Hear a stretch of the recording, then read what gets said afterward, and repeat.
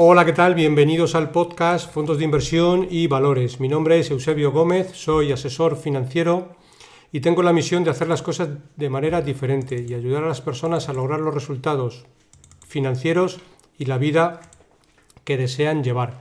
Si deseas que revise y te proponga una cartera de fondos, lo haré encantado. Si me envías cómo tienes estructurada tu cartera en el momento actual, te puedo mandar una propuesta de inversión personalizada. Para ello, como siempre, os dejo mi email, que es eusgomez@gmail.com. Además, solo por enviarme cómo tienes tu cartera en el momento actual, te enviaré a tu domicilio un regalo publicitario. Bueno, como siempre, empezamos por la responsabilidad y el aviso legal. La actual presentación tiene un carácter informativo y divulgativo. No supone bajo ningún término ninguna recomendación de compra o de venta de ninguno de los fondos o acciones mencionados en esta presentación. La publicación de este vídeo es a título personal. Bueno, hoy contamos con un auténtico crack en materia de inversiones, que es Gabriel Castro. Y en vez de hacer yo la presentación, le voy a dejar él directamente que se presente. Hola, Gabriel, ¿qué tal? Hola, ¿qué tal? Pues muy bien. Encantado Bueno, de que estés pues por un aquí, poco por el por podcast. ¿Vale? vale, un poco por presentarme. Mi nombre es Gabriel Castro y estudié Administración y Dirección de Empresas en la Universidad Politécnica de Valencia y el último año de carrera lo compaginé con un máster en finanzas en la Universidad de Alicante y además al mismo tiempo me saqué el título EFA, European Financial Advisor. Y al terminar la carrera yo ya estaba gestionando el patrimonio familiar, pero también decidí seguir formándome un poco más y cursé el máster de finanzas en CUNEF y al mismo tiempo también me saqué el título CFA, que está tan valorado en la industria. Y también a raíz del máster un poco empecé a entrar en el mundo laboral. Empecé con una beca en una pequeña gestora en Madrid para entender un poco que se llama Patrivalor, para entender un poco cómo funcionaban las gestoras por dentro, y allí aprendí mucho de la mano de uno de sus gestores que se llama Ricardo Santos. Luego de ahí pasé a Novo Banco y en Novo Banco me contactó el que es ahora mi jefe actual, que se llama José Ramón Boluda. Él había dejado de ser director de inversiones en Novo Banco y me contó un poco el proyecto que tenía en marcha, que es la creación de la empresa donde estoy ahora, que es Grupo RSR, y me gustó bastante. De hecho, yo tenía una oferta muy interesante para moverme a una gestora en Miami y al final me quedé con él porque me convenció mucho su proyecto. Y un poco esa es la introducción de mi currículum, por decirlo de alguna manera. Y también una de las preguntas que también me hacen mucho es cómo, ¿no? Que siempre le despierta interés a la gente, que cómo conocimos el mundo de la bolsa, ¿no? Y la verdad es que mi aproximación fue bastante natural. Yo había elegido en primero de carrera, yo empecé ingeniería industrial porque me interesaba mucho. Al final yo siempre había mamado en casa una cultura de emprendedor, de empresario, pero yo quería llevarla un poco un carácter más industrial. Y pues entonces en primero de carrera, cuando empecé la carrera en el Politécnico, no me terminó de gustar cómo estaba orientado en España el perfil, cómo era, ¿no? La carrera. Entonces rápidamente perdí la ilusión y decidí que, oye, pues prefiero económicas porque no me terminó de gustar, que sí que he hablado con otra gente que ha hecho la misma carrera en Estados Unidos o en Reino Unido y tienen un perfil muchísimo más práctico y muchísimo más interesante que el que se hace en España. Es una pena. Y bueno, pues en ese momento, en ese año de transición, por decirlo de alguna manera, mi padre me comentó que era el 2007. A final del 2007 mi padre me comentó que le gustaría que monitorizase un poco las inversiones que tenía en bolsa y ahí descubrí pues un poco el mundo de la bolsa y que era una manera de ser empresario también al mismo tiempo, que era al final lo que yo siempre había querido, pero sin estar atado a ningún sector en concreto, porque por muy bueno que se hace tu trabajo, si estás, por ejemplo, como mi padre, en el sector de la construcción, pues cuando sopla el viento en contra, pues es muy difícil capear el temporal. Y al final en la bolsa lo que podemos es pasar de un sector a otro sin necesidad de eso, de estar atado siempre al mismo sector. Y al final también lo que realmente a mí me atrae de este sector un poco es el desafío intelectual y la competición diaria, que no puedes quedarte parado, que siempre estás aprendiendo cosas nuevas, y es unas características que casan mucho con mi manera de ser. Pues te dijo en buen momento de empezar, porque si en ese momento empezaste Sí, a monitorizar la cartera, entiendo que luego tuviste algún susto que otro fuerte, ¿no? Y quizás los momentos no fueron más que nada por el timing, ¿no? ¿O cómo lo hiciste eso? Que es curioso. sí, sí, así es.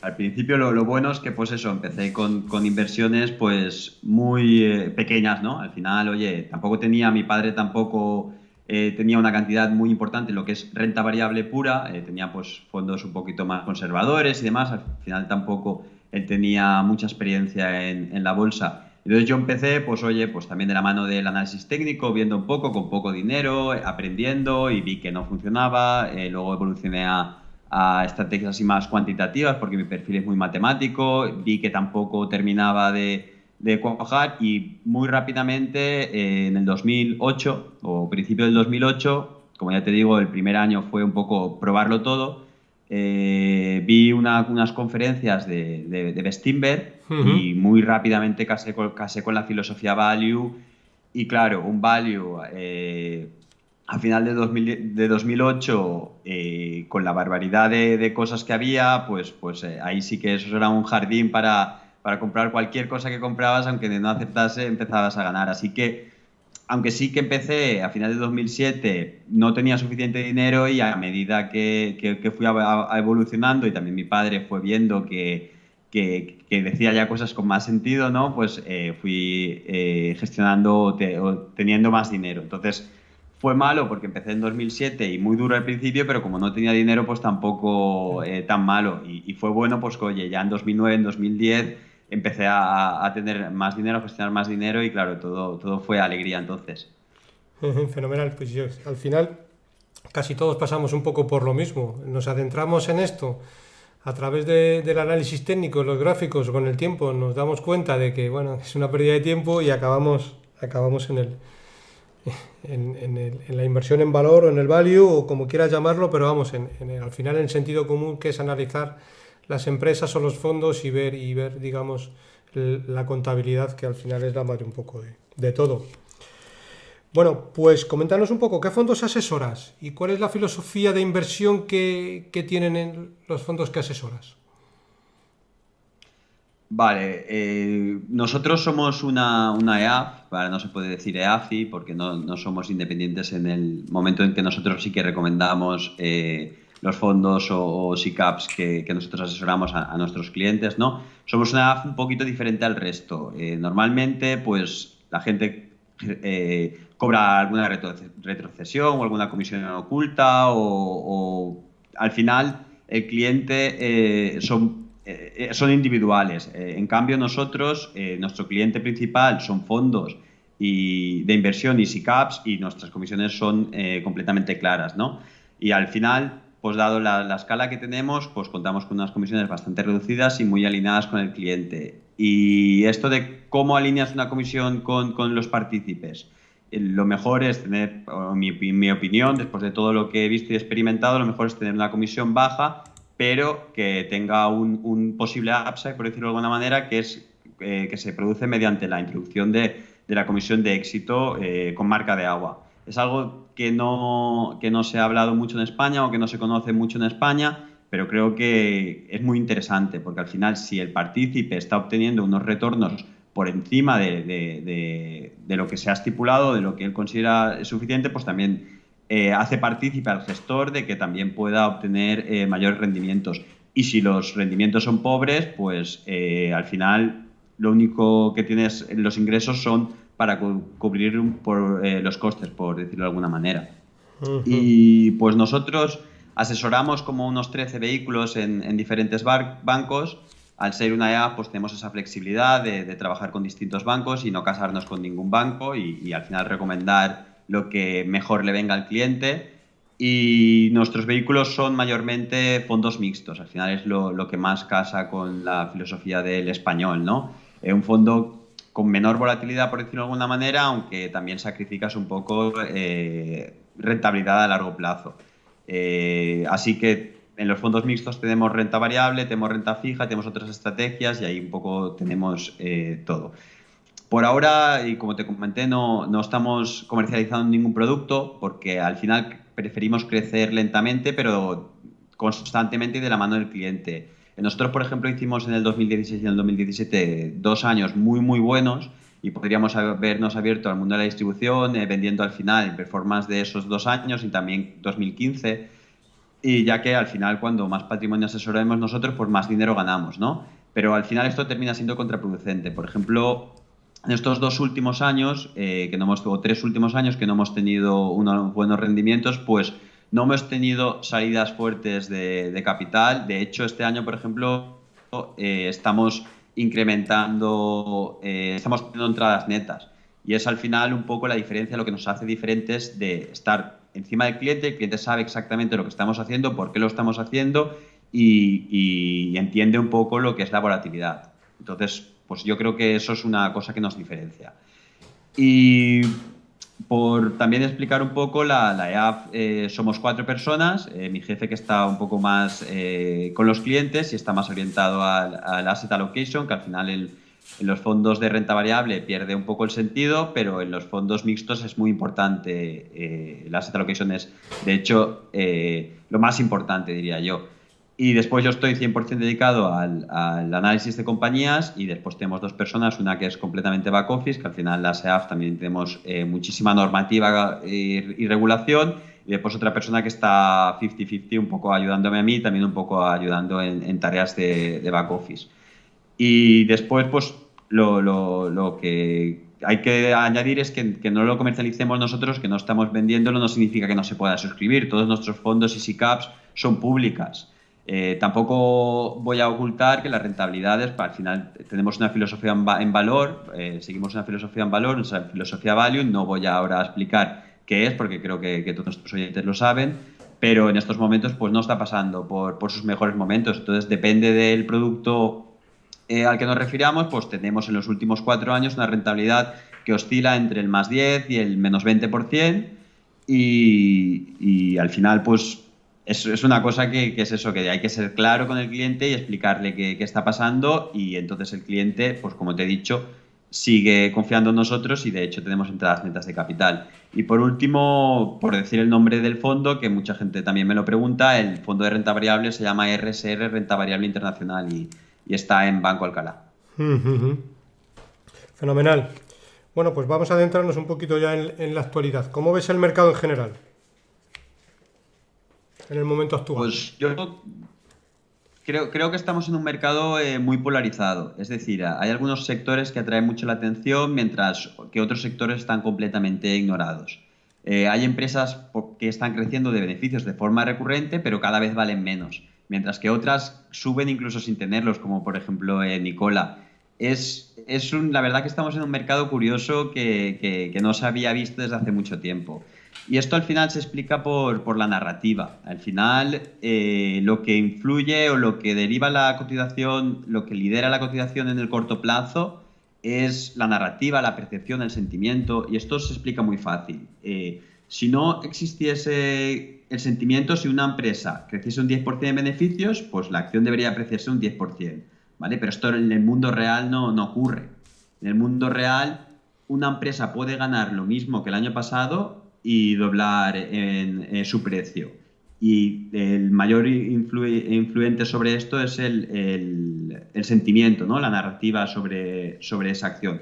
Por ejemplo, por llevarlo un poco al PER, ¿vale? Que creo que lo conocen todo.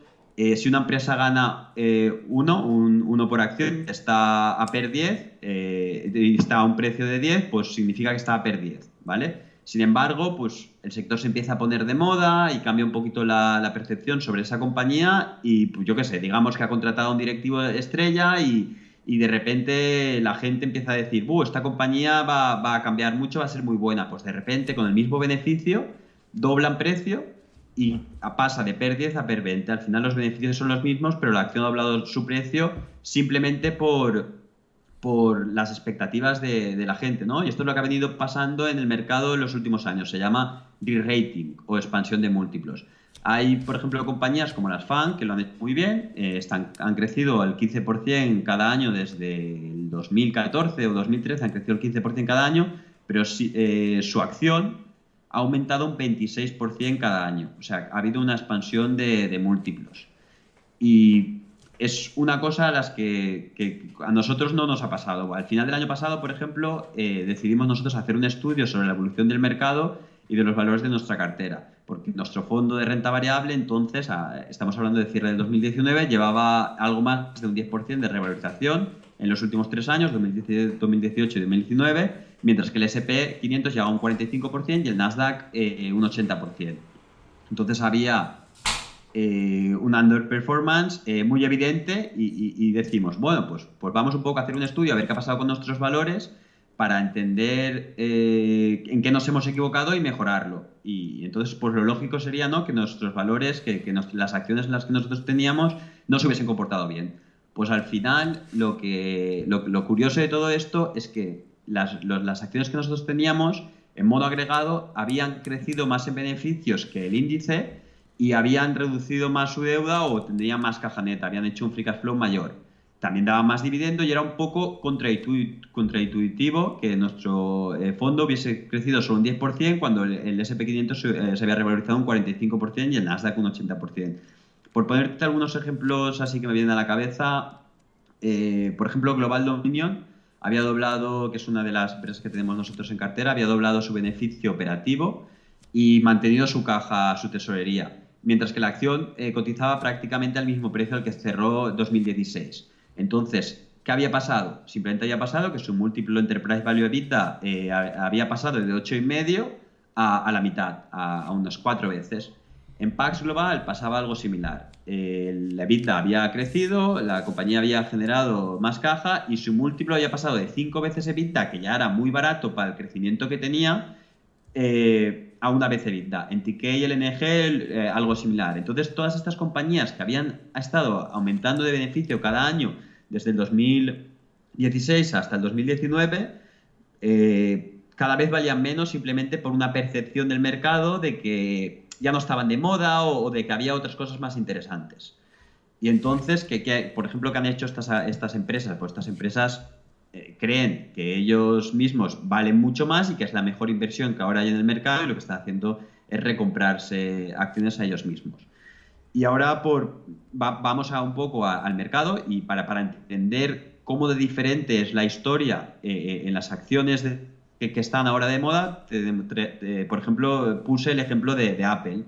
Apple, en los últimos 3 años, su beneficio había aumentado un 20%, en torno a un 20%, sobre todo gracias a la reducción de impuestos que llevó Trump, ya que su EBITDA, su beneficio operativo antes de impuestos y amortización y intereses, ¿no?, había crecido simplemente un 7%.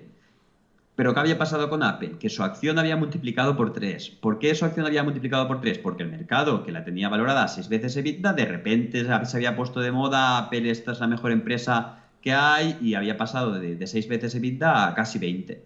Entonces, era un poquito lo que nos chocaba, ¿no? Que algunas empresas se valorasen tan bien cuando realmente lo que es numéricamente desde un punto de vista fundamental no se habían comportado mejor que las empresas que teníamos en nuestra cartera. Y por eso digo que el mercado está muy polarizado, que hay unas empresas que son indestructibles, por decirlo de alguna manera, y que no puedes equivocarte comprándolas, mientras que hay otras que están olvidadas, que están abandonadas y que están en sectores que se consideran malos, y a pesar de que los números desmientan esta narrativa, por ahora el mercado es como funciona. Y lo que es gracioso es que esto no es la primera vez que pasa y no es la primera vez que va a pasar. La psicología humana es muy interesante, a mí me gusta mucho estudiarla porque nosotros somos especialistas, somos la especie especialista en tropezar varias veces con la misma piedra. Evidentemente, si te chocas hoy con la piedra no te vas a chocar mañana, pero dentro de unos años te vuelves a chocar.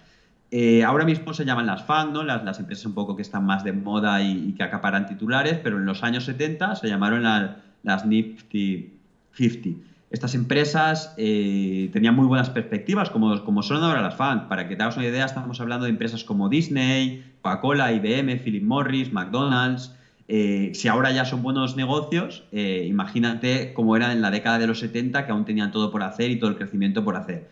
Pues Lo mismo que está pasando ahora con las FAN, pues estas empresas, la gente empezó a decir, "Buah, esto es el futuro, esto nunca va a caer", y se las llevaron a beneficios, a 50, 70 veces beneficios.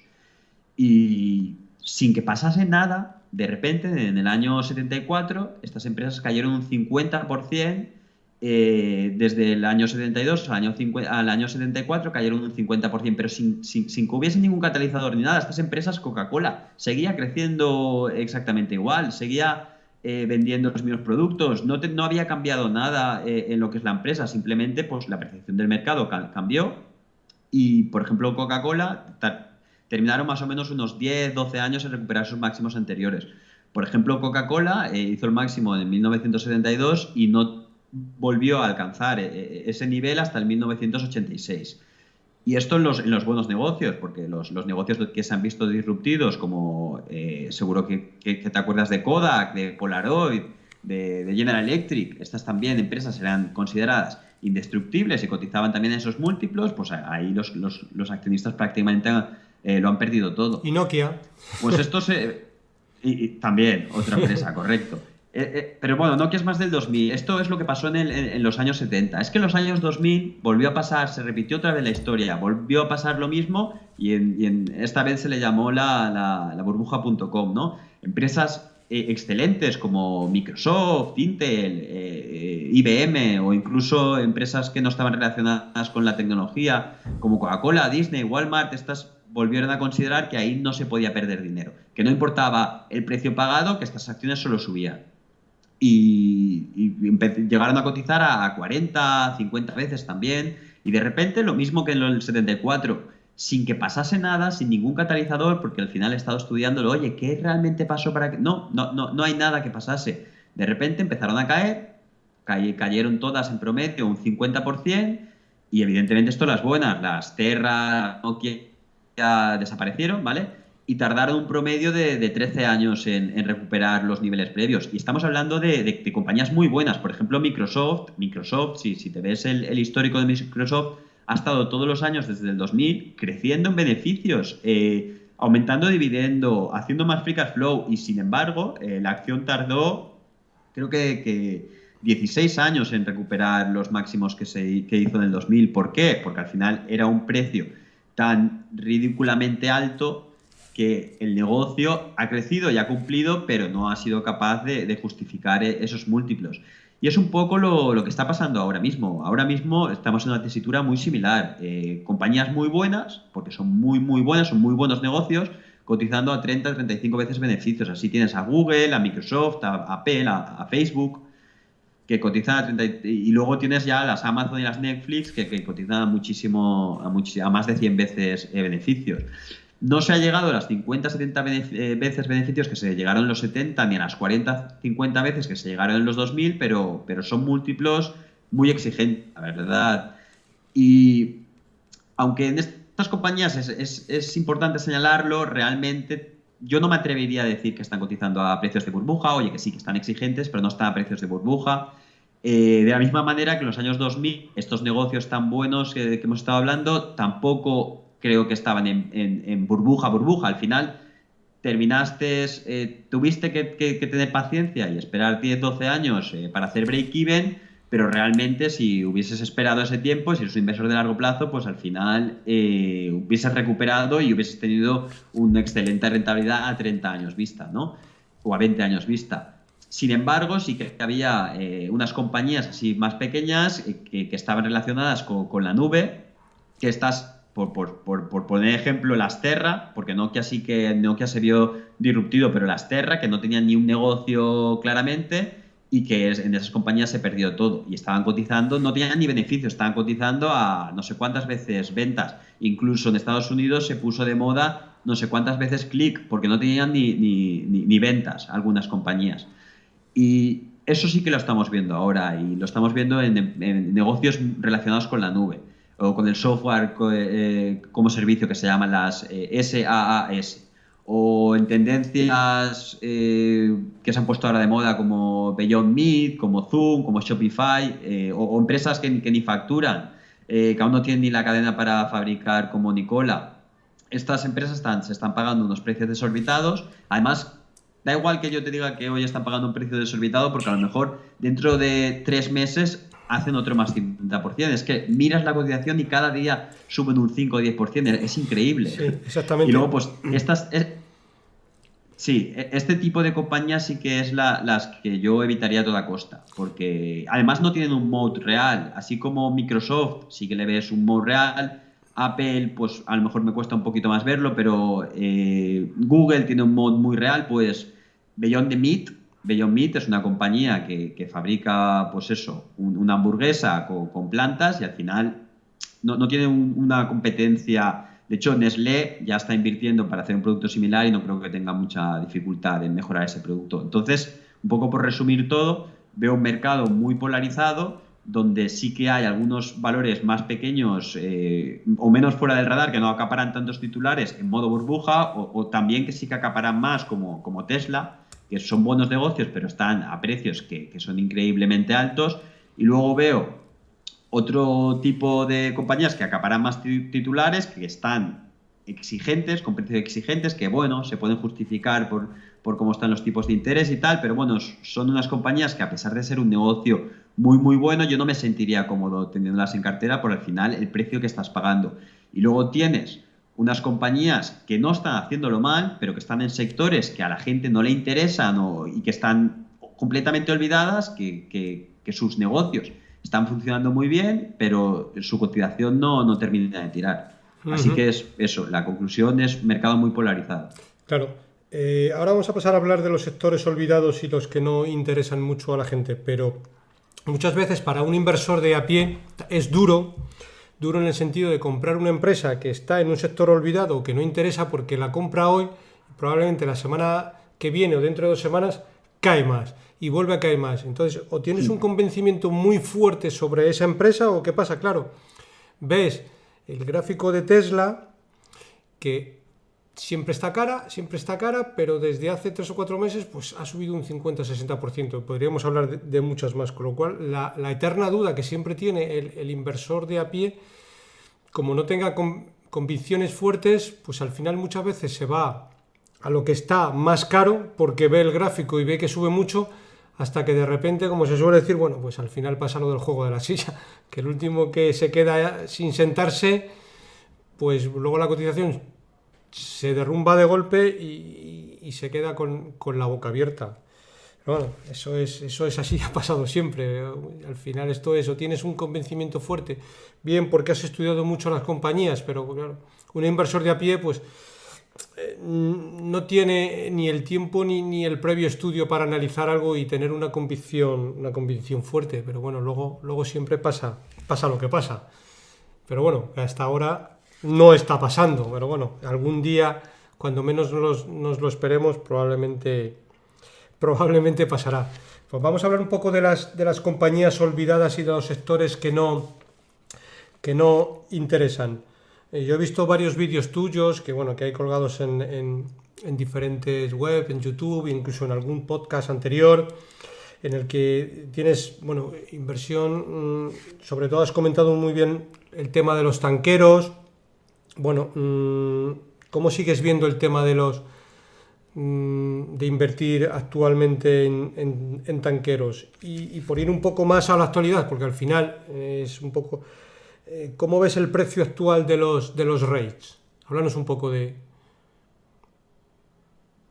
Sí, esto es un sector olvidado, todo lo relacionado con la energía, aunque esté funcionando bien, aunque estas acciones estén creciendo en beneficios, está completamente denostado. La gente no quiere ni tocarlo. El inversor actual lo único que quiere es hacer dinero rápido y compra pues, estos valores que suben, ¿no? Pero lo que realmente pasa es que el negocio sí que está yendo muy bien. Nosotros, la aproximación que tuvimos al sector de los tanqueros lo conocimos en 2017, cuando Francisco Paramés hizo esta presentación sobre TK, y un poco estudiando TK empezamos a estudiar el sector de los tanqueros y ya te digo, hasta este año no hemos entrado en el sector porque hemos visto que la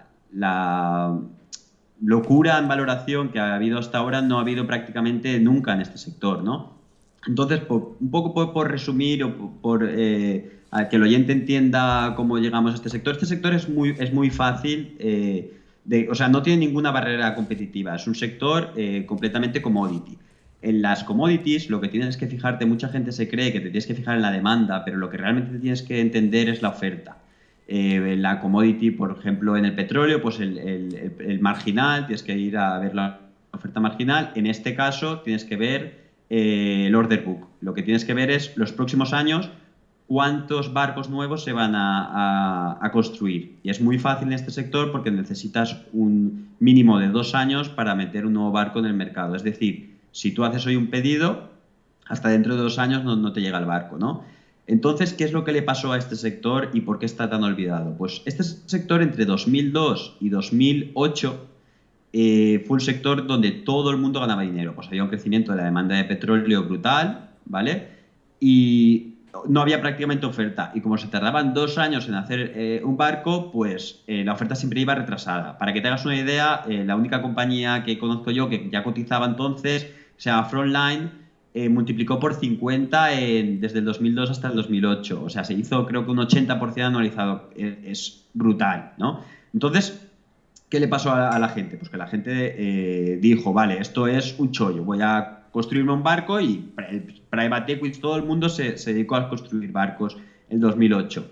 ¿Qué es lo que pasó? Que hubo un momento que había tal oferta de barcos que aunque la demanda ha seguido creciendo desde el 2009, la demanda de petróleo crece constantemente todos los años, un 2, un 3%, pero estas empresas han caído un 95% porque al final su negocio, aunque la demanda crecía un 2-3%, había exceso de oferta demasiada, entonces al final ahí se busca el equilibrio. Esto es muy sencillo, ¿no? Llega una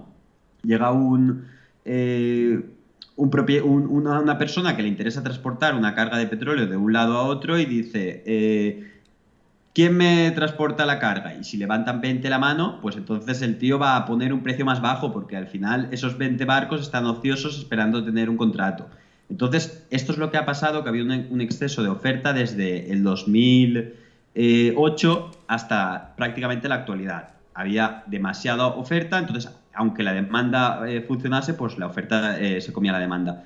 ¿Qué ha pasado este año? Pues este año ya se va viendo esta dinámica en los últimos años, ¿vale? Porque por un tema de que la de regulación, más que nada de regulación, de ESG, la gente ha visto que se está pidiendo otro tipo de criterios o sea, otro tipo de criterios en lo que es... a ver, si me estoy liando, perdona. Lo que le pasa a un barco es que necesita como 15 años y hace más o menos un 6-7% de rentabilidad cada año. Y necesita más o menos unos 15 años para hacer break-even. Lo que ha pasado ahora, en 2020, es que ha entrado una serie de regulaciones que están poniendo...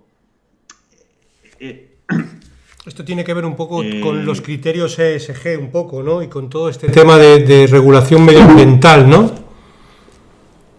Vale, espera un segundito. Vale. Ya podemos seguir. Vale, pues estos nuevos criterios lo que están haciendo es limitar la oferta y entonces, como la demanda va a seguir creciendo, aunque este año se ha visto impactada, como la demanda va a seguir creciendo, lo que vamos a ver es unos rates mayores. Al final, la misma demanda o una demanda superior se va a distribuir entre menos barcos, que es un poco con lo completamente diferente que ha estado pasando hasta ahora. Entonces ahora tenemos una tendencia positiva que no hemos experimentado en los últimos 10 años y es por eso por lo que ahora mismo nos ha interesado el sector.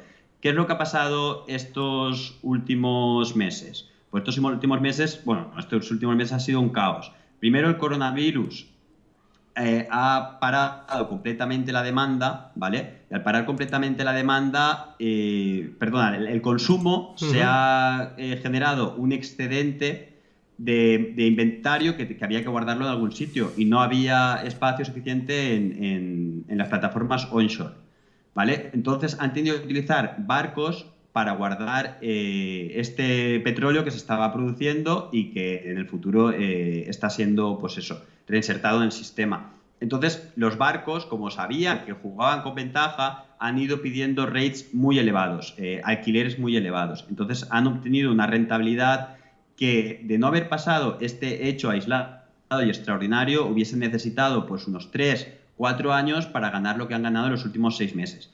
De hecho, en Teekay Tankers, por poner un ejemplo en particular, en los últimos 10 años, es decir, desde el 2010 hasta el 2019, inclusive el 2010, en la última década, ha generado menos que en los últimos 2 trimestres. Entonces, ahora estamos en una perspectiva completamente diferente. ¿Por qué? Porque estos 6 últimos meses les ha permitido a este tipo de compañías sanearse, quitarse toda la deuda y estar en unas condiciones muy favorables. Y al mismo tiempo tenemos a futuro unas condiciones de oferta muy limitadas y, entendiendo que la demanda va a seguir constante o va a crecer poco a poco, pues tenemos una tesis de inversión, yo creo que muy potente y muy difícil de romper. ¿Cómo se puede romper esta tesis de inversión? Pues si vemos que los propietarios de barcos vuelven a pedir muchísimos barcos y vuelve a haber una oferta que exceda, que sea superior a la demanda. Pero cuando esto es muy fácil de monitorizar porque necesitas 2 años y vas viendo un poco el order book, ¿no? Los pedidos para los próximos años.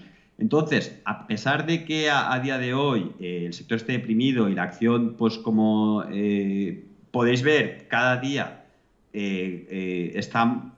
sigue cayendo, lo que es el negocio, realmente el negocio subyacente está evolucionando muy positivamente. Perfecto. Esto es un poco lo mismo que decías tú al principio, es decir, ahora lo que hay es menos personas levantando la mano para decir, te paso oferta de barco o de transporte de fuel o de gas natural, con lo cual hace que el precio aumente, ¿correcto? Así es, Correcto. Así es. Y al final, en estos próximos trimestres sí que es posible que haya, por la demanda de petróleo, que aún está bastante deprimida, aunque está recuperando bastante rápido, pues está bastante deprimida, sí que es posible que tengamos unos rates un poco inferiores, pero a partir del año que viene, como has comentado, que la demanda de petróleo va a volver a estabilizarse porque el mundo al final está volviendo a girar, de hecho está estabilizándose más rápido de lo esperado, pues esto va a presionar a los rates al alza, porque como os he comentado, pues al final va a haber la misma demanda para distribuir entre menos señores para transportarlo. Entonces, para buscar el equilibrio, no tendrá que subir los rates. Si no, el barco preferirá no estar trabajando o estar trabajando con otro cliente que le pague más. Correcto. Bueno, pues háblanos de otra tesis de inversión que también tenéis, que es PAS Global, que es el líder en datáfonos en China. En Europa, digamos, el homólogo sería Ingónico.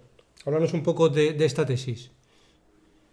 Sí, PAS Global es una compañía que al final casa muy bien con las empresas que nosotros buscamos. Pues nosotros lo que buscamos es una tendencia estructural positiva. El movimiento hacia un mundo sin efectivo, con menor uso del efectivo, y al final, pues eso, aunque estés, si por ejemplo, el caso de Orpea, que me gusta mucho mencionarlo, si tú estás en una tendencia positiva, tardas más o tardas menos. Orpea es una compañía de geriátricos, ¿vale? Francesa. Si al final hay cada vez mayor envejecimiento poblacional y esta gente necesita pues unos cuidados especiales o un sitio, esta tendencia estructural positiva te va empujando un poquito los vientos a favor, ¿no? En el sector. Pues al final en PAX es una cosa similar. Nosotros habíamos contactado con Ingénico, la teníamos en cartera, que este año ha sido adquirida por Worldline, y un poco preguntando por la competencia nos comentaron que había una compañía china que se llama PAS Global, que era la única que realmente le estaba haciendo competencia. Al final, cuando analizas bien el sector, ves que el primero en el sector es Ingénico, el segundo en el sector era Verifone, y nosotros no teníamos muy en el radar a PAS Global, ¿no? Al final era una compañía china bastante aislada, porque no daba roadshows, no visitaba gente, le llamabas y no eran receptivos. Y un poco por de la mano de las recomendaciones de Ingénico y lo que nos habían contado, empezamos a entender un poquito la compañía. Y pues cuando ves la compañía de primera vez y ves los números que tiene, no te lo crees. Realmente dices, es imposible, esta compañía debe ser un fraude. Pues al final hemos hecho muchísimo trabajo con ellos, también con sus clientes, para demostrar que esa compañía realmente está creciendo a un nivel superior, porque al final tiene un producto muy bueno y está con partners muy potentes. Entonces, esta compañía, en los últimos años, para que te hagas una idea, del 2011 hasta el 2016, esta compañía multiplicó por 14 su precio. Pero al final, pues, como todo en esta vida, ¿no? Al final el múltiplo pagado era demasiado y la compañía empezó a caer. Y entonces, desde entonces ha ido retrocediendo en bolsa, pero su negocio ha ido creciendo. Y lo que es su negocio, esta compañía es muy interesante porque su negocio, su beneficio, no ha ido creciendo en los últimos años, a excepción del 2019, pero sus ventas sí. Entonces dices, vale, la compañía cada vez está peor gestionada o hay competencia más feroz, y no. Pues esta compañía, lo interesante aquí es que su beneficio subyacente sí que hay, pero ha estado ocultado por una mayor inversión en I+D, que este año está empezando ya a materializar, y una expansión, porque al final cuando entras, por ejemplo, en una geografía como Estados Unidos, tienes unos costes iniciales más altos del beneficio, ¿no? Entonces, ha estado un poco su beneficio oculto, y nosotros creemos que ya ha hecho la inversión suficiente, ha sacado un portfolio de productos muy buenos, y creemos que ahora en el futuro no va a tener ninguna dificultad para crecer a doble dígito. Y empezó muy bien el año, pero al final, pues eso, al ser una compañía pequeña que capitaliza unos 300 millones y China, pues al final el mercado no está interesado en compañías que no sean tecnológicas o americanas. Esta compañía, cotizando en Estados Unidos, hubiese tenido un performance completamente diferente. Una cuestión, porque yo no conocía la empresa. ¿Qué es global o es solo vende en Asia? Coméntanos un poco dónde tiene sus ventas. Muy buena pregunta, sí. Claro, lo que más nos interesaba de esta compañía y por la que nos terminamos invirtiendo en ella es porque su negocio es el 90% fuera de China. Al final, en China hay una competencia muy feroz y cambian muy rápido las cosas. Allí pagan con el QR, que aunque también utilizan datáfonos, de hecho es la economía, el país que más datáfonos demanda. Aunque también hay demasiada competencia, y al final, cuando indagamos un poquito más en por qué había tanta competencia en China y no en el resto de los países, es porque la regulación es un poquito más laxa, ¿vale? Y entonces, en el resto de los países, y esto es curioso, es una cosa curiosa, incluso en Brasil, hay otro tipo de regulación más próxima a Estados Unidos y a Europa, ¿no? Entonces, lo importante de esta compañía es que el 90% de las ventas estaban fuera de China, y entonces no teníamos también, además nos hacíamos como una doble cobertura, porque es más difícil falsificar unas ventas en Brasil que unas ventas en China, por supuesto. Entonces, esta compañía sobre todo está en países emergentes, que es donde hay un mayor crecimiento en el uso del no efectivo, ¿no? Sobre todo en Brasil, en Rusia y en Asia, pero sobre todo ahora está creciendo mucho en India. Entonces, la compañía ha ido creciendo al 20% gracias, liderada por estas geografías que están creciendo más, y pues entonces se está viendo beneficiada de esa tendencia estructural. Perfecto. Bueno, otra compañía que normalmente tenéis creo que en cartera, y que algunas veces también te he oído hablar de ella, es Arecha, que incluso en España es muy conocida porque lo mismo, los fondos de Cova siempre han tenido posición. Coméntanos un poco sobre todo la más reciente actualidad, porque recientemente creo que han publicado una nota en la cual va a haber una Junta General extraordinaria. ¿Tienes un poco la reciente comunicación que han tenido? Sí, correcto. Nosotros en Aritza, hasta el año pasado, sí que es verdad que solo habíamos entrado vía híbridos. Como te hemos dicho, al final, como te he dicho, tenemos fondos mixtos, que tenemos la posibilidad de mirar la empresa y decidir en dónde entrar, si entrar en deuda o entrar en renta variable. Entonces, lo que nosotros veíamos es que tenía demasiada deuda y tenía demasiado riesgo, pero la parte de la renta fija, ¿vale?, de los bonos híbridos, tenían un potencial superior y con menor riesgo. A día de hoy, pues por tampoco contar toda la historia, porque yo creo que todos los oyentes entienden muy bien el movimiento de Aritza, a día de hoy Aritza ha sido tomada un 20% entre Cobas, Verizon y Gendercams, han tomado una participación del 20% en la compañía y están intentando promover un cambio en lo que viene a ser la estructura de la compañía. Al final la compañía tiene demasiada deuda, ellos lo saben, ya se lo dijeron en su día que vendiese una parte del negocio de Estados Unidos para reducir esta deuda, pero el management se negó porque creyó que sería capaz de darle la vuelta. El tiempo ha demostrado que no ha sido así, además el tema del coronavirus lo ha incrementado y ahora mismo el presidente está buscando una solución para la compañía porque al final estos nuevos inversores activistas lo que están buscando es un cambio estratégico en la compañía al que se había negado el presidente. Para buscar un cambio estratégico lo primero que tienes que hacer es quitar el presidente, ¿no? Y entonces este presidente está intentando jugar su última carta, por decirlo de alguna manera, y está intentando colocar la empresa o vender la empresa antes de que se llegue a la Junta General, porque sabe, de hecho él mismo ha anunciado que el día que se llegue a la Junta General él limitará si no ha llegado una oferta por la compañía. Entonces estamos ahí en un tema de que esta noticia salió el lunes, creo recordar, y Aritza subió un 20% y hoy también estaba subiendo al calor de la noticia de que, oye, esta empresa puede ser opada en el corto plazo. La realidad de la compañía es que es una compañía bastante buena y que en entornos de recesión, por eso también tomamos participación, en el entorno de recesión funciona muy bien. De hecho, en el 2009 esta compañía creció, porque al final la compañía es muy low cost. ¿Qué pasa? Que en el entorno del coronavirus lo cambia todo, porque al final pues los restaurantes low cost, pues el McDonald's, Starbucks, este tipo de restaurantes que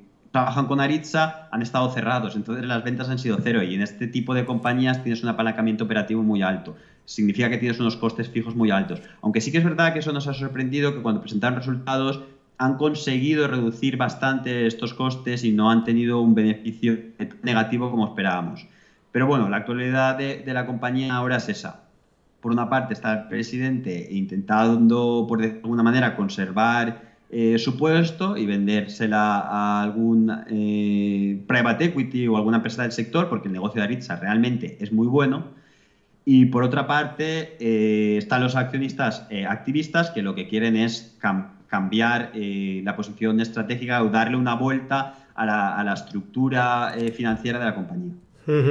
Perfecto, pues veremos a ver cómo acaba, lo iremos viendo. Bueno, háblanos de otra compañía que también te he visto en algunas ocasiones hablar y creo que también tenéis en cartera, que es Golar. Vale. Golar es una compañía que está inmersa en la tendencia estructural del gas. De hecho, como he comentado antes, ¿no? Lo importante es entrar en empresas cuya tendencia estructural sea positiva porque al final pues eso, te van empujando, te va remolcando. Pues esta compañía surgió en el momento en el 2015, creo que fue a final del 2015, hubo un acuerdo climático en París donde se determinaron una serie de parámetros que había que cumplir y ahí es donde detectamos claramente que el mundo iba a apostar por energías renovables y por gas. Entonces empezamos a rastrear el sector y la cadena de valor en busca de inversiones y ahí nos topamos con Golar, que a pesar del comportamiento de la acción, porque dices, es imposible que esta acción tenga retornos del capital del 30-40%, pues así es. Esta compañía es muy buena, de hecho yo creo que es una de las mejores compañías que hay a día de hoy. El problema es que está en una narrativa mala, ¿no? Que está considerada cíclica y que hay una serie de cosas que el mercado aún no ha visto. ¿Por qué? Porque hasta el 2017 sí que es verdad que la compañía era una simple compañía de transporte de gas y con un alto componente de ciclicidad. Pero a diferencia de sus competidores, Golar cuenta con el Steve Jobs, que le llamo yo, del sector, que es su presidente, que es Troim. Troim primero fue activista junto con Fredriksen y promediaron un 22% anualizado durante 20 años en el sector, ¿vale? hace, creo que fue en el 2014, ya decidió, 2013, decidió sentarse en Golar y desarrollar una tecnología que se llama el FLNG. Esta tecnología es revolucionaria en el sector. Es como ha sido el fracking para el sector del petróleo. Lo que pasa es que a día de hoy aún está muy incipiente. Al final solo hay 3, 4 barcos FLNGs por el mundo. ¿Qué te permite el FLNG? Lo que te permite el FLNG es extraer gas a un precio muy inferior al que hay ahora y además con muchísimo menor impacto medioambiental. Esto básicamente lo que hace es ponerse, es un barco, ¿vale?, que se establece encima de un yacimiento y procesa este gas, lo extrae y lo procesa convirtiéndolo en LNG que se puede transportar, ¿vale? También es muy interesante porque estos yacimientos, los yacimientos muy potentes que hay, están sobre todo en África. Y en África pues hay un riesgo político muy elevado y una empresa no se atreve a hacer una inversión de billones de dólares que requiere al menos 10 años hacerla, porque al final es preparación, es muchas licitaciones, hay mucho proceso, ¿no? Sin embargo, el FLNG es una tecnología flotante y que llega al mercado muchísimo más rápido. Además, pues eso, el riesgo de expropiación o extorsión pues desaparece. Entonces, por simplificar, Golar tiene 3 empresas dentro de Golar. Una es el FLNG, donde es eso, tiene una tecnología disruptiva y que, pues eso, cobra fijo. Por ejemplo, ahora tiene un proyecto que se llama Gili, que está en África, que su cliente le paga fijo X millones al año, ¿vale? 70, 80 millones por terminal al año, simplemente por extraer el gas y procesarlo. Entonces, no es cíclico, porque en el momento que coges su contrato, coges 20 años de contrato y ya tienes todo un cash flow recurrente, ¿no? El problema es que eso, pues lo que le interesa es el precio del gas alto. Ahora mismo está el precio del gas bajo y la gente no está interesada en hacer este tipo de proyectos. Luego tienes un negocio de transporte que sí que es cíclico y que es por el que la compañía está siendo valorada, que es el histórico, el legacy de Golar, que están intentando vender o quitar de la compañía. Y luego tienes un negocio que se llama Golar Power, que lo que hace es transformar el gas en electricidad, que a día de hoy se lo está operando en Brasil, pero que lo que están haciendo en Brasil es único. Entonces,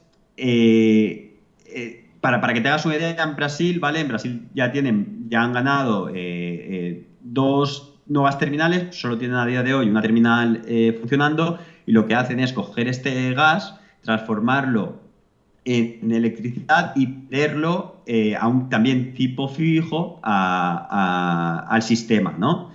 Entonces, además de eso, como quieren un poco hacer el movimiento del petróleo hacia el gas un poquito más acelerado, han hecho unos partnerships para empezar a transformar camiones que están, evidentemente, en gasolina o diésel. Se van a aprovechar del gas que transporte Golar y van a funcionar a gas, ¿no? Y esto va a suponer un ahorro tanto de contaminación como de euros, porque el gas está muy barato para los camioneros. Entonces es un poco esas 3 compañías diferentes, completamente diferentes, de las cuales 2 tienen unos ingresos recurrentes y un cash flow muy estable, que son muy buenas, que son realmente es una compañía de infraestructuras, y luego tiene una compañía que sí que es cíclica y que además es estacional y que es lo que está lastrando la valoración de la compañía. Entonces, nosotros creemos que este año o máximo el que viene van a completar la escisión de este negocio. Entonces se va a quedar simplemente con 2 negocios que realmente van a gustar mucho al mercado. Porque que es verdad que sí que tiene mucha deuda, es una otra de las cosas por la que está castigándolo al mercado, pero está justificada esa deuda porque el cash flow es a 20, a 25 años y es muy estable. Entonces no hay ningún problema de repago de esa deuda. Muy bien. Pues vamos a ver, dentro de que tú eres experto más en analizar una empresa, cuando analizas una empresa, ¿Qué le das más importancia? ¿Al modelo de negocio, al equipo directivo, a las cuentas, a los ratios? Háblanos un poco digamos, de tu modelo de valoración de empresas. No, a ver, al final los números vienen detrás. Lo que primero nos centramos es siempre negocio y equipo directivo Uh-huh. y al final después es cuando vamos al mercado a ver a qué precio nos está ofreciendo el mercado que le compremos o vendamos esa compañía. Pero lo más importante, evidentemente, es el negocio y el Uh-huh. equipo directivo. Si nosotros estuviese una empresa muy, muy, muy barata, pero su negocio está siendo disruptivo, se está cayendo cada año, no tomaríamos posición en esa empresa. ¿Por qué? Porque al final no tienes esa tendencia estructural positiva, ¿sabes? Es negativa. Entonces, cada día que pasa, esa compañía vale menos. Y eso no es lo que buscamos. Nosotros buscamos compañías que generen valor cada año y que cada año valgan más, independientemente de si el mercado lo reconoce ya. Desde que nosotros compramos Golar, por ejemplo, o TK, sabemos que vale más la compañía, porque Uh-huh. vemos, analizamos lo que ha ido cómo se ha ido desarrollando su negocio. Que el mercado considera que vale menos, vale, pues tenemos paciencia y esperaremos a que el mercado vuelva a entrar en razón. Pero es eso, es fundamental que el negocio genere valor para el accionista y no esté destruyéndolo por muy barato que esté. Uh-huh. Bueno, ¿qué potenciales ves actualmente para tus fondos que gestionas y un poco para el mercado? Porque ahora mismo hay una gran divergencia de valoración. Prácticamente el SP500 en máximos, sobre todo los mercados americanos en máximos, pero es verdad que muchas empresas muy caídas. ¿Qué potenciales podrías estimar para una inversión en los próximos 5 8 años para una inversión Yo, de, por ejemplo, yo, tus fondos? yo creo, a ver, en mis fondos sí que lo tengo bastante parametrizado. En el mercado es más difícil de explicar, pero al final, entendiendo que las compañías que lideran el mercado, por ejemplo, las famosas FANGMAN, que es Facebook, Amazon, Netflix, Google, Apple y Microsoft. Esas compañías representan a día de hoy un 25% de la capitalización del SP500. Pues al final, o sea, del SP500 significa que si cada compañía estuviese equiponderada, esas 5 compañías solo ponderarían un 1% cada una. Entonces, lo que hay que entender es esas compañías, qué estás pagando en esas compañías para entender un poco el mercado que está haciendo. Para que nos hagamos una idea, en el Nasdaq también, Apple, Microsoft, Amazon, Facebook y Google y Tesla, sí, Nanfang representan el 50% del Nasdaq. Entonces, lo que tienes que entender es para comprar a día de hoy el mercado, no simplemente estás comprando la economía y que es al final lo que yo digo, oye, el mundo, al final cuando compras MSCI estás comprando el mundo y estás apostando a que siempre va a ir a mejor. Pero en este momento estás comprando esas compañías, entonces tienes que entender bien esas compañías. Yo sí que le hemos dedicado bastante tiempo a este tipo de compañías. De hecho, por no extenderme mucho en la contestación, por ejemplo, Google y Facebook, yo creo que es un caso interesante. Los ingresos de publicidad de Facebook y Google, si no recuerdo mal, en Google son el 85% y en Facebook es el 100%, ¿vale? Y estas dos empresas acaparan más de un tercio del gasto global de publicidad. Creo que hay, te lo digo de memoria, 560 billones de dólares en publicidad que cada año. No me refiero solo a publicidad online, me refiero a publicidad en televisión, en radio, en camisetas de fútbol, en estadio, todo tipo de publicidad. Y estas compañías, creo que Google tenía en torno al 25% y Facebook en torno al 15%. Una cosa así era a grandes rasgos. Pues si nosotros entendemos que la publicidad crece anualmente más o menos un 4% en línea con los últimos años y también la podemos proyectar a futuro, mientras que estas dos compañías han ido creciendo al 20% porque al final han ido canibalizando al resto del mercado, pero si asumimos, que es lo que cree el mercado, que estas compañías van a seguir creciendo al 20%, por eso te digo que el pasado es muy difícil de que el futuro sea similar al pasado. Bueno, si asumimos que estas compañías siguen creciendo al 20%, en una década Google y Facebook van a ser más grandes que el propio mercado de publicidad, van a tener más ingresos por publicidad que el propio mercado de publicidad. Es una cosa que es matemáticamente imposible. Y además, ni te cuento de la ambición que tienen por robar cuota de mercado compañías como Amazon, Alibaba, Tencent, ¿sabes? Entonces, a no ser que reinvierten sus negocios, es muy difícil que mantengan el crecimiento que han venido experimentando en los últimos años. Entonces, a futuro, es muy difícil que el SP500 siga, los próximos 10 años sean como los últimos 10 años. Sin embargo, en las empresas que tenemos nosotros en nuestros fondos, ha pasado un poco completamente al revés. Aunque sus negocios han ido evolucionando positivamente, la acción ha ido cayendo. Entonces, creemos que tenemos los próximos 5, 6, 7 años, va a ser relativamente fácil, por decirlo de alguna manera, superar al índice, porque al final hay una ponderación tan grande de este tipo de compañías que es imposible que sigan expandiendo su múltiplo y aguantando el crecimiento importante, ¿no? Entonces, nosotros lo que tenemos estimado es que más o menos nos salen unos potenciales cercanos al 120-130% que normalmente se materializan en 4 o 5 años, en base a nuestra experiencia. Perfecto. Con lo cual, bajo esta estimación, ¿no crees que sea el mejor momento para invertir ahora mismo en fondos de gestión pasiva, que tanto están ahora mismo de moda? ¿No te parece?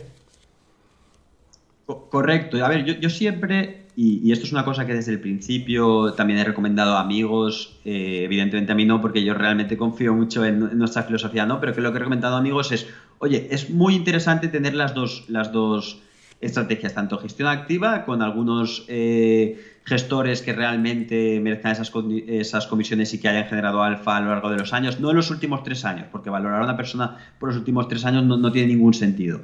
Pero en general, con la gestión pasiva, porque al final la gestión pasiva en algunas épocas funciona muchísimo mejor, como en los últimos 10 años, que en otras, pero en otras ha funcionado muy mal. De hecho, el que compró gestión pasiva, el SP500 en el 2000, no recuperó hasta el 2013. Sin embargo, el que compró gestión activa ha tenido en esos 12 años un comportamiento muy superior, ¿no? Entonces, sí que es verdad que, como tú estás comentando y como se deduce de mis palabras, a día de hoy lo que yo recomiendo a la gente es, oye, si normalmente te digo que 50-50, ahora pondera muchísimo más la activa porque estamos en un mercado muy polarizado, con grandes extremos, donde va a ser relativamente más fácil encontrar valor en compañías que no están ahora mismo en el mercado que sí. Entonces, a día de hoy, sí, recomendaría tener más gestión activa que gestión pasiva, lo que no significa que en 7 años, en 5 años, en 10 años vuelva a decir, oye, lo más lógico es 50%, 50%. Correcto, siempre es bueno la idea de ir rebalanceando. Bueno, y por ir acabando, ¿cuáles son tus gestores favoritos, ahora que hemos hablado de gestión activa, dentro y fuera de España? Bueno, en España mis gestores favoritos siguen siendo al final Francisco Paramés y Guzmán, porque más allá de que comparta o que esté de acuerdo en algunas opiniones e inversiones que han hecho, al final el motivo por el que yo me estoy dedicando a esto es por ello. Ellos al final fueron pioneros en España en el value y también coincido con mucha gente en que sin ellos, abriendo camino, no habría ahora el nivel que hay en España. Luego, por supuesto, pues gente como Valentum, como Oros, True Value y otros a lo mejor menos conocidos, pero que también lo están haciendo muy bien, como Daniel Tello, de Azagala Capital, o los chicos de Prime Value, también son gente para tener el radar. Y a lo mejor internacional, y por un poco salirme del value para que se vea que realmente yo sí que tengo una perspectiva global y toco todos los campos. El que realmente a mí me es Druckenmiller, Stanley Druckenmiller. Este fue la mano derecha de Soros y en el fondo cuando lo tenían público, ahora trabaja privado para él mismo, pero cuando lo tenían público promediaron un 30% anualizado en 30 años. Y además, no es que hicieron ese retorno, que es espectacular. Lo más sorprendente de todo es que nunca tuvieron un año negativo y que solo 5 trimestres de esos 30 años tuvieron en negativo. O sea, de 120 trimestres, solo 5 trimestres en negativo. Es una cosa que al final, evidentemente, él no hace otro tipo de análisis que yo no he llegado nunca a entender cómo, pero desde luego es una figura y hay que seguirlo. Perfecto, pues muy interesante. Bueno, pues por mi parte, yo creo que hemos tocado prácticamente casi todos los temas que teníamos un poquito en el radar. Si consideras que nos hemos dejado algo más para comentar, como se suele decir, estás a tiempo, habla ahora o calla para siempre. ¿Algo más que comentar? Eh, no, yo creo que hemos tocado, ha sido una charla muy interesante y la que yo también he disfrutado. Por un poquito hacer una reflexión a tus oyentes, es que intenten aislarse del ruido y que piensen independientemente, que cada vez es más difícil porque al final hay una barbaridad de bombardeo, ¿no? Constante, pero también lo que diría es que al final últimamente cada vez los gestores nos parecemos más a entrenadores de fútbol, ¿no? Que digo yo, que están siendo más criticados porque hayan perdido un partido y no se están centrando tanto en el proceso. Y oye, al final, si realmente las cosas se hacen bien, aunque tengas 2, 3 años más flojos, si realmente se está entrenando bien, ¿no? Si está jugando bien, al final el balón entrará. Al final es un poco la misma reflexión para la gestión. Al final, si el gestor es bueno y realmente lo ha comprobado y dice cosas con coherencia, al final los resultados llegarán. Totalmente de acuerdo. Aparte, yo creo que ahora mismo estamos en un mundo en el que hay un exceso de información. También nos pasa un poco, digamos, por hacer una comparativa como la comida. Es decir, hay mucha información basura de la misma manera que hay mucha comida basura. Es decir, tenemos que elegir muy bien tanto la fuente de información como la comida que nos alimentamos, porque si no, pues bueno, pues al final en la comida nos sale colesterol, ácido úrico, en fin, todo tipo de problemas, y yo creo que con la información es un poco lo mismo. Hoy en día tenemos tanta tecnología tan cerca de la mano que muchas veces es contraproducente, y muchas veces lo mejor es aislarte de todo ese ruido, y luego oye, cada uno tiene que elegir su fuente de información que le venga bien y que sea la más fidedigna para uno mismo, ¿no te parece? Sí, correcto, completamente de acuerdo. Perfecto, pues oyes, pues muchas gracias por tu tiempo, por pasarte por el podcast. Entiendo que ha sido una conversación, hemos tocado casi todos los puntos que teníamos un poco, la actualidad de las principales posiciones. Y nada, pues vamos a ir despidiendo. Te agradezco mucho tu tiempo y muy agradecido de pasarte por aquí, por el podcast. Muchísimas gracias a tú por tu tiempo y por la invitación. Encantado. Perfecto. Pues nada, vamos a ir acabando. Como siempre, para cualquier consulta o comentario sobre este podcast, puedes enviarme un email a la dirección eusgomez@gmail.com. Si te ha gustado el programa, te agradezco que me des un like en YouTube y un me gusta en iBooks. Un saludo muy cordial, paciencia y buenas inversiones.